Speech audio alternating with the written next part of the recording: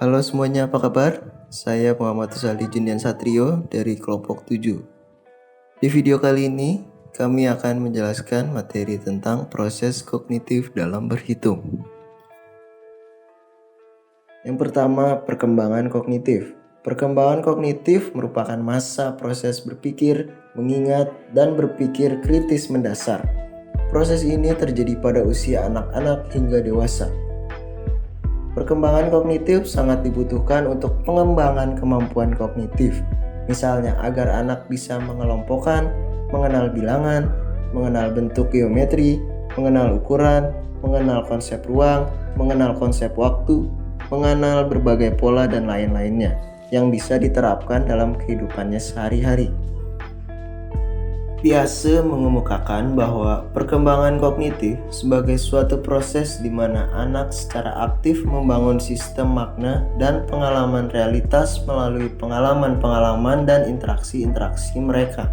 Di mana dalam interaksi ini mereka akan memperoleh yang pertama skema atau pemahaman, yaitu pola pikir yang digunakan seseorang untuk berpikir mengatasi suatu situasi tertentu di lingkungannya.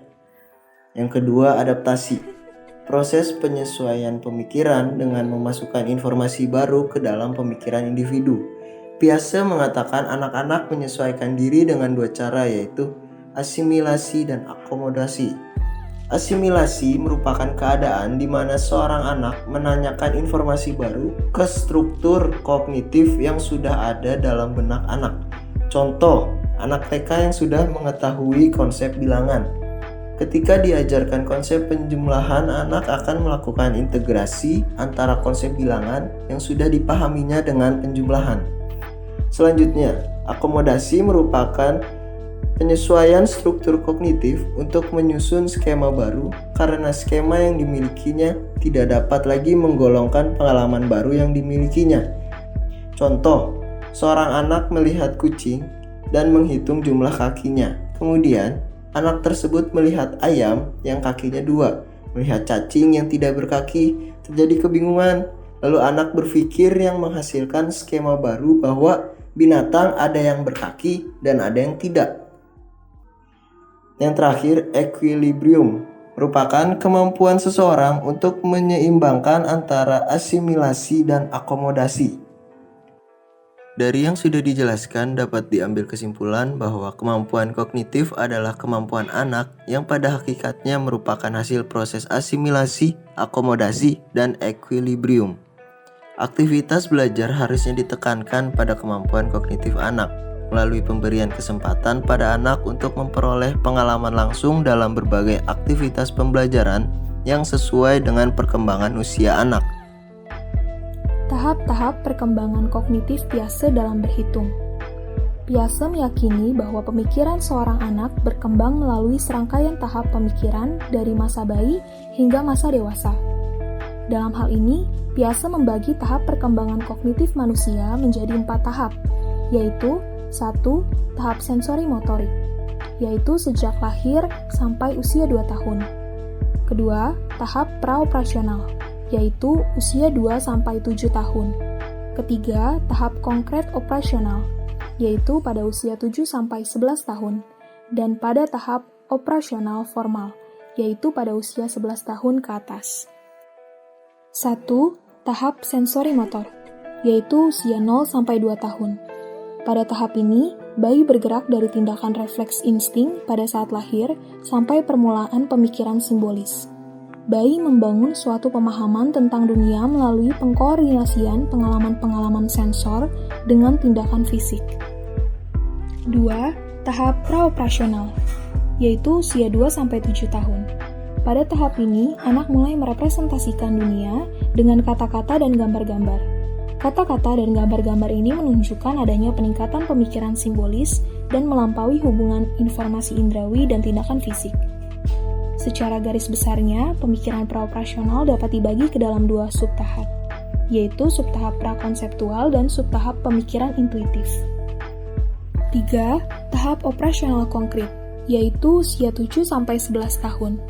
Pada tahap ini, anak akan dapat berpikir secara logis, mengenal peristiwa-peristiwa yang konkret, dan mengklasifikasikan benda-benda ke dalam bentuk-bentuk yang berbeda. Ini berarti bahwa anak usia sekolah dasar sudah memiliki kemampuan untuk berpikir melalui urutan sebab akibat, dan mulai mengenali banyaknya cara yang bisa ditempuh dalam menyelesaikan permasalahan yang dihadapinya. Anak usia ini juga dapat mempertimbangkan secara logis hasil dari sebuah kondisi atau situasi, serta tahu beberapa aturan atau strategi berpikir, seperti penjumlahan, pengurangan, penggandaan, mengurutkan sesuatu secara berseri, dan mampu memahami operasi dalam sejumlah konsep, seperti 5 dikali 6 sama dengan 30, 30 dibagi 6 sama dengan 5. Dalam upaya memahami alam sekitarnya, mereka tidak lagi terlalu mengandalkan informasi yang bersumber dari panca indera, karena ia mulai mempunyai kemampuan untuk membedakan apa yang tampak oleh mata dengan kenyataan yang sesungguhnya, dan antara yang bersifat sementara dengan yang bersifat menetap. Dan yang keempat, tahap operasional formal, yaitu usia 11 tahun sampai dewasa.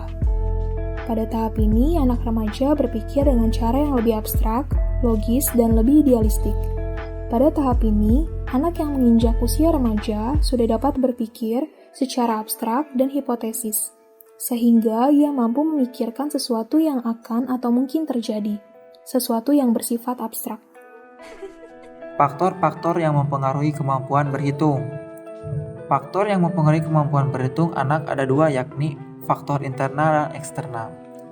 Faktor internal adalah faktor yang ada di dalam diri anak tersebut berupa motivasi, kematangan, gaya belajar yang khas dari masing-masing anak, bakat yang ada dalam diri anak saat proses pembelajaran yang dilaksanakan di dalam maupun di luar kelas. Faktor internal dibagi menjadi dua, yaitu 1. Faktor jasmaniah, yang meliputi faktor kesehatan, kemampuan mengingat, kemampuan mengindrakan, seperti melihat, mendengarkan, dan merasakan, dan cacat tubuh. Faktor psikologis, yang meliputi usia, jenis kelamin, kebiasaan belajar, inteligensi, perhatian, bakat, minat, emosi, dan motivasi atau cita-cita. Perilaku atau sikap, konsentrasi, kemampuan atau unjuk hasil kerja, rasa percaya diri, dan kemampuan dan kelelahan. Sedangkan faktor eksternal adalah faktor dari luar diri anak seperti dari proses belajar mengajar yang dapat mempengaruhi rendahnya kemampuan berhitung. Misalnya, pembelajaran yang kurang menyenangkan, pembelajaran yang monoton, dan pembelajaran yang kurang menarik. Pembelajaran yang kurang memfasilitasi keanekaragaman siswa. Faktor eksternal dibagi menjadi 3, yaitu faktor keluarga. Karena keluarga adalah lingkungan pertama yang paling berpengaruh pada kondisi anak. Kedua, faktor sekolah. Karena sekolah merupakan tempat belajar anak setelah di keluarga. 3, faktor masyarakat.